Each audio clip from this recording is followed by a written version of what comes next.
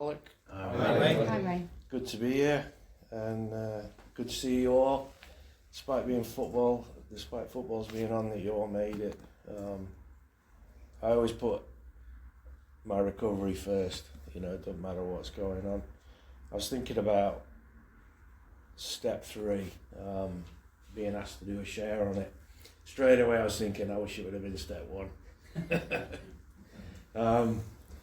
Step 3 is really just a prayer in the book, and you're making the decision that you can't do it yourself anymore, and so you do the prayer with your sponsor, you know, and then you carry on with the rest of the steps. There's not much to it, but there's a lot of work that needs to be done before you even get to that point, so I'm going to go over that today. I'm also going to talk about the mistake I made when I did step 3. I thought I'd turn my will and my life over to care of God, but what I'd really done was turn my alcoholism over to God, and then I carried on running the show. For instance, work, relationships, money, etc. And then I hit a second rock bottom in recovery, trying to do things Wayne's way. So I'm going to talk as well about like 10 and 11 and how making that decision, doing that prayer, those steps are about putting it into practice, you know, turning my will and my life over to the care of God through prayer and meditation and doing regular inventory, so I'll go on to that as well. But really, before I do all of that, if you're new to AA, you don't know anything about AA, really the first 3 steps, you're not really actually taking any action. It seems like you are, but if you imagine you had cancer instead of alcoholism, and you went and saw the doctor and she told you got cancer, that's basically step 1. And you learn you're going to die, you know, that's step 1, it's hopeless. But there's a slim chance of recovery, you know, in our case you do the steps, and in that case it would be chemotherapy. That's step 2, you know, you can't do it yourself. So really all you're doing is getting from the doctor a diagnosis, and then you get some information, you know, you're not going to make it on your own, are you willing to do this? And then at step 3, you're making a decision. In our case, I can't do it myself, I need God. And in that case it would be, all right, I'm going to go ahead with the chemotherapy. Well, you still haven't actually treated the cancer yet, you just got knowledge and information, and you're making a decision, I'm going to do something about it. So really, the rest of the steps, 4 through 12, are about how we actually treat alcoholism. It took me a long time to actually understand that, you know, for the first 3 steps, I thought I was doing a lot of stuff. And it wasn't until I actually started doing the inventory and writing it down that I realized, you know, I had a lot more work to do. But yeah, I'll talk briefly about my drinking, how I ended up getting to AA. My dad got sober in 1978. He stayed sober for 40 years. So I'd already grown up in an alcoholic household, and I also grew up in a household, you know, where somebody goes to AA. And all that was before I even had my first drink. So I was determined by the time I was 13 never to have, you know, that experience like he went through with drink. I'm never going to be an alcoholic. But from the first time I tried it, step 3 is about the start of that spiritual awakening. For me, the first kind of spiritual awakening I had, complete change in what I think and feel, was the first time I ever drank alcohol. And everything I thought I couldn't do, like go to the school youth club, headbang to AC/DC, ask girls out, you know, as soon as I had that cider in me, I could do everything, you know, and I wanted more and more and more. And I did get drunk the very first time. I couldn't control it. I wanted more and more, you know, from the get-go. And that's always been my experience. I've got no experience of social drinking.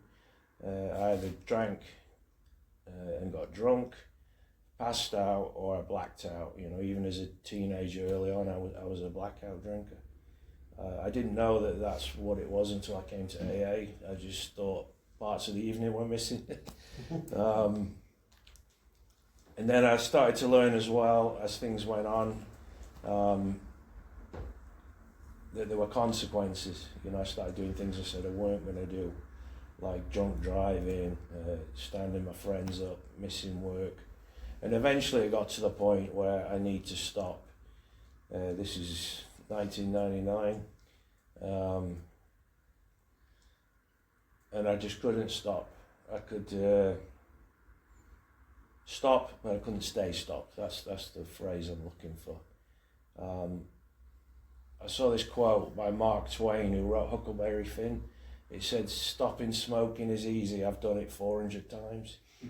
And that, to me, in a nutshell, you know, sums up my experiences. For years I didn't want to stop, I loved it. Then people were on my back, they wanted me to stop. I wanted them to get off my back. So I went through the motions of stopping, you know, like going to rehab and then immediately leaving and relapsing because I didn't want to be there. And then I got to the point where I actually do want to stop, and now I don't have the power, you know, to stay stopped. And I knew nothing about the steps or about what alcoholism was, you know, only my dad's experience that I saw as a kid. But eventually I got to that point. I was in Norfolk Park Bail Hostel. I'd not worked for 5 years. The fun and, you know, the good times were long gone, you know, and I was like overdrawn, maxed out, no friends, family didn't want to talk to me for 3 years. But despite all that, you know, I kept on doing it until I got to the point where I don't want to anymore. And then I found, to my amazement, that willpower didn't work, you know, that mental power didn't work. And eventually, I didn't know what rock bottom looked like, but I cried out to whatever, "Please God help me, I can't live like this anymore." And I got clear direction for the first time from a higher power, go to AA. And when I got there, it was beginners meeting in AA in Sheffield on a Wednesday night. And there was all sorts of people that I didn't expect to see there. I think it was a police officer, social worker, young people, you know, and I just listened to their stories, and they all, you know, had recovered, or the language they used was recovering. Well, they certainly weren't drinking, you know, they seemed happy. And the first thing I was told was to get a sponsor, and we did step one. Quite quickly I got a sponsor, I think when I was about 3 weeks sober. I didn't do it out of the big book, and there's a word on the forward to the first edition. It says precisely, to show others precisely, and Cliff, my sponsor, explained to me precisely how we have recovered is the main purpose of this book, what the word precisely means. It means not to add to or take away from. It means exactly.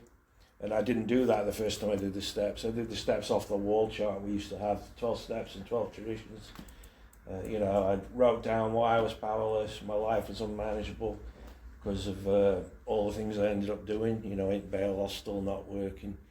I didn't know about not managing that decision to not have a drink because of the mental obsession. I didn't know about the allergy, you know, and it talks about that in great detail in the doctor's opinion. And that, when I eventually, like I said, hit a second rock bottom in AA when I was 6 years sober, I got Cliff as my sponsor, and we did step one a lot differently, you know, using the big book only. And I learned that I had an allergy. I learned why I had that craving the very first time I had a drink, because I'm, you know, bodily different than everyone else.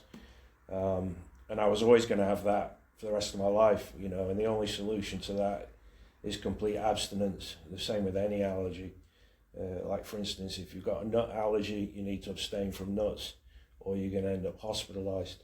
But what I could never understand when I did this step one the first time is, why is it I keep going back to it, you know? Why is it my 7-year-old son's best friend, he's got a nut allergy, and he's able to manage that decision not to eat nuts. Why can't I manage the decision not to drink? You know, and what I didn't realise, and the doctor's opinion explains it in great depth, is he doesn't have a mind telling him to eat nuts. you know, you're not going to get hospitalized this time. You can just have one, you know, you can stop tomorrow, you know.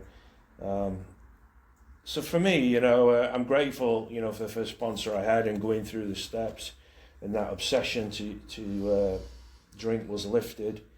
You know, like it talks about in the promises you read out, as long as you're spiritually fit. But for me, it always felt like something was missing. You know, I don't know why I'm alcoholic. And really, I don't know how to turn my will and my life over to the care of God. I didn't realise my primary purpose really was to be sponsoring people and taking them through the work. Instead, I was going to lots of meetings, doing lots of service. You know, at one point I was doing 7 service positions. Yeah, I wanted to leave AA. You know, it talked about in that promises you read about being spiritually fit. I definitely wasn't. On the surface, I could sound good, you know, in an AA meeting. Look hip, slick and cool, that's what they call it. Mr. Recovery, you know, but inside I was dying again. So what I did is I was starting to listen to these speaker tapes, and the message was very different than what I was hearing locally in Sheffield. They were talking about the big book, being recovered. They really went into the mechanics of doing the steps, you know, where it said what in the big book, what it actually meant, the history behind it when the big book was written. And I thought, at the time, my sponsor had given me this book about Dr. Bob and the old timers, good old timers, and I read it and I thought, this doesn't really match up with what I'm doing today, you know, and what AA looks like. You know, they barely went to any meetings. They spent all their time working with newcomers. And I thought, that's what's missing. I need to get somebody to show me how to do that. And eventually I reached out to these 2 guys, Myers and Chris Raymer in Dallas, and they couldn't sponsor me, but Myers got back in touch and said his sponsor was available, Cliff Bishop, if I wanted him, to take me through the steps. And the first thing he told me is, you don't know the first thing about alcoholism, and the second, you know, you don't know our program of recovery. And that was a major blow to me, being like 6 years sober in AA. But his sponsor was Joe McHugh of Joe and Charlie, you know, and he went on to be like 45 years sober. Probably those 2, Joe and Charlie, have taught the big book to more people, probably even than, you know, Bill and Bob. But like I said, I hit that second rock bottom in recovery. When I'd gone through step 3 the first time, I basically just said the words, you know, I'm offering myself to you, God. I can't live like this anymore. You know, you can say it like this, or you can put it in your own words. The bondage of self, I didn't really understand that because I wasn't selfish and self-centered. You know, when I read this in the book, I worked for the UK's largest homeless charity. There's no way I'm selfish and self-centered. You know, I'm basically Buddha or Jesus or whatever rolled into one, you know, but I'm at work and the girls are complaining because I never even make a round of coffees for everyone, you know, calling me tight, and I'm like, what do they mean, you know? And I couldn't see I was selfish and self-centered, you know, on the way to work. You know, I'm either driving too fast or the person behind me's, you know, right up there, and, you know, I'm wanting to get into road rage. And really my life was starting to look a mess again. You know, all those things I thought made it unmanageable the first time was starting to happen again. I was getting spiritually unfit. And Cliff basically got me to go through the steps really quickly. We went through all 12 steps in 3 weeks, like the founders of AA did. And he got me to see that step 1 is lack of power. Step 2, I need to get power. And steps 3 to 12 is finding that power. And that's what the instruction manual of this book is about. And so that's what we did. You know, I could see that I couldn't do it myself. I could see that I needed to be restored to sanity, you know, relying on my own thinking. I've got a broke brain and I'm trying to fix a broke brain with a broke brain. And I just, you know, I couldn't get rid of that obsession at all in the past, but admitting I can't do it my way and doing it your way, you know, the way the founders laid it out. Somehow that obsession went away. That was the first glimmer of hope that this works. Now I can watch a Budweiser commercial, you know, I can go through the beer aisle in the supermarket, I can meet my mum in a pub on a Sunday, you know, for a Sunday roast. I'm not white knuckling it, I'm not looking what everyone else is doing, I'm not thinking it's going to be different, I'm not thinking I can have just one. But like I said, Cliff basically got me to see why I was selfish and self-centered. I always wanted things my way. And he got me to see the results of that, which I was basically miserable all the time. You know, I always felt I had a hole in me, emptiness, no sense of purpose, no direction, sense of uselessness. And that stuff had started to creep back in again. And it's because I wasn't helping others, you know, I wasn't being of maximum service. And this time, you know, he explained to me what my will and my life is. It's my thoughts and my actions. You know, it's not enough to just sound good, you know, in a meeting. So this time when I actually did step 3 with him, we basically eliminated all the other options. I'd kind of done that the first time with my sponsor. You know, I can't recover on my own, willpower doesn't work, man-made recovery options don't help me, you know, rehab, medication, blockers, substitutes, they didn't work, geographicals didn't work. So I could see all that. That was all the reasons why I should choose AA and do the steps. But I never got the part where I'm selfish and self-centered, you know, like I said.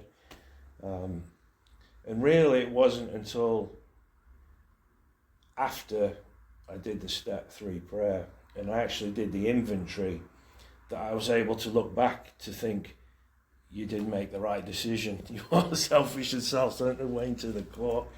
Everything I do and think about, you know, resolved around me. I would ask you how you are, just so I could then immediately start talking about my favourite subject, which was me again. You know, as you're talking, I'm not listening. I can't wait to interject and start talking about my problems again. You know, the whole meeting, the person's done the main share, I'm not listening to him. I can't wait to get in and talk about me. And by the time I got to step 12 and had a spiritual awakening, now my first thought is about you. I've gone from being selfish to selfless. But that took a lot of work, you know, and a lot of new information that I learned by going through the steps in this book. And Cliff not being afraid or scared to tell me, you know, what he could see.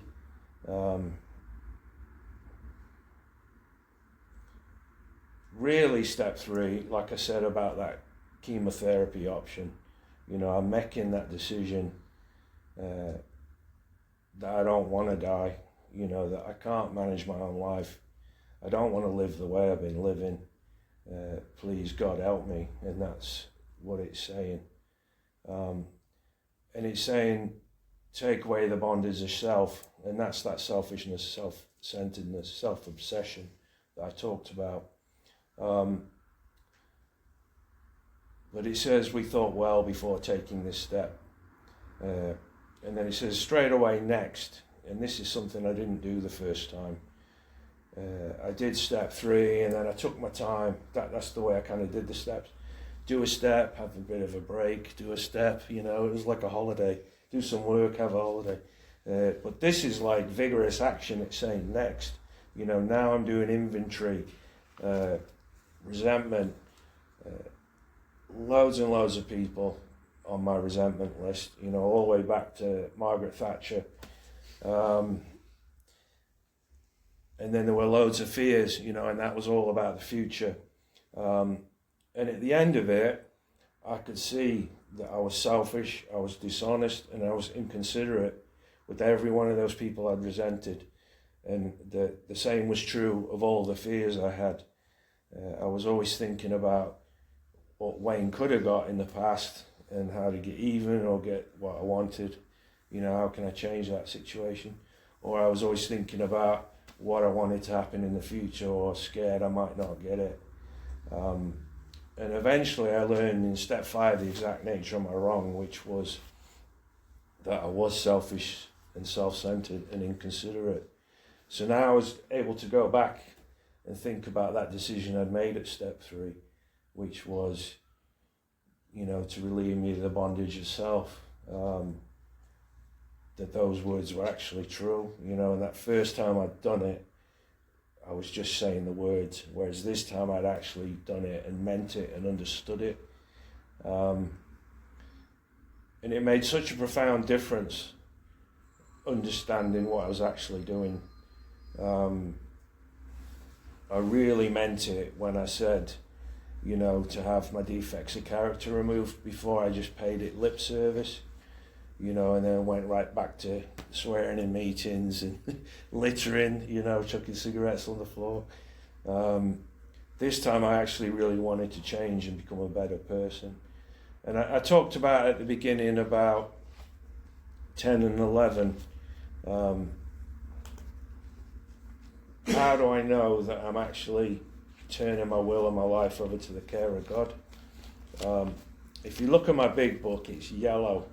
That's from all the grease on my fingers, because I actually get it out every day and do step 10s and do step 11s. Before, when I'd done step 3 and then went on through the steps, I didn't bother doing step 10s. I didn't do daily inventory. I didn't phone my sponsor and tell him where I was going wrong. As a result, I carried on running the show. Now I'm phoning my sponsor, I'm being selfish again or dishonest, or I've got a resentment, and he's able to help me by following the directions on 84 to take care of that stuff. And then he's saying, what can you do now to go and be helpful, get out of yourself, help someone else? And as a result, I'm getting out of self again. It's not Wayne's will, I'm now back into God's will again. The thing it's asking me to do is asking God to remove it, whereas before I was trying to remove it. It's asking me to turn my thoughts, to what he would like me to be. Who can I help? Who would he like me to help? And that can be, I leave my house and go out and pick up some litter. It can be I phone a newcomer and offer to sponsor him, meet somebody and do some step work, or like tonight, come here. What I didn't realise was all this was written to take care of my real problem, which is me, to get me out of myself. I'm no longer just sat there all day long thinking these, storylines. How can I get what I want out of life? Now I'm helping others. And the way I do that is when I wake up in the morning, is I pray and meditate. And before, because I didn't follow these instructions, I'd gone to the Buddhist center and I basically learned to empty my mind, to do mindful meditation. And by going to big book studies, I learned the word meditation means to contemplate the day, to think about the 24 hours ahead. That's why we have a 24 hours program. The opposite of what I'd been doing, I'd been trying to empty my mind, trying to have no thoughts. And what I'm supposed to be doing actually is contemplating, thinking about the day. And when I talk about that, I don't mean thinking about the day the way Wayne wants it to go, but going back to that step 3 decision, from now on, I'm going to try and do it the way God wants me to. And there's a bunch of prayers in here. I'm not going to go into it now because we're not doing that step. But basically, I'm asking God, to think about the 24 hours ahead. How can I bring him into that? And what will that look like?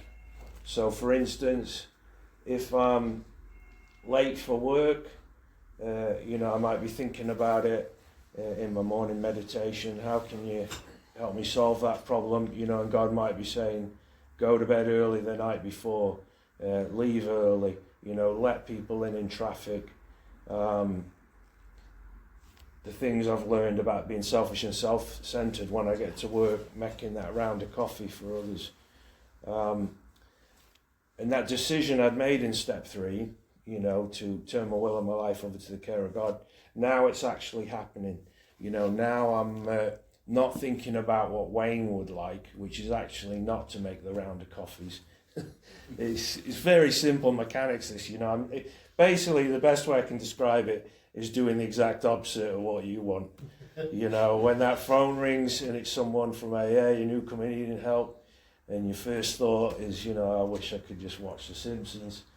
You know, it's doing that, getting up, answering it, and eventually what I found is that by putting in the right actions, is your thoughts change. I always had thinking it had to be the thinking that should change first, and then my actions will change.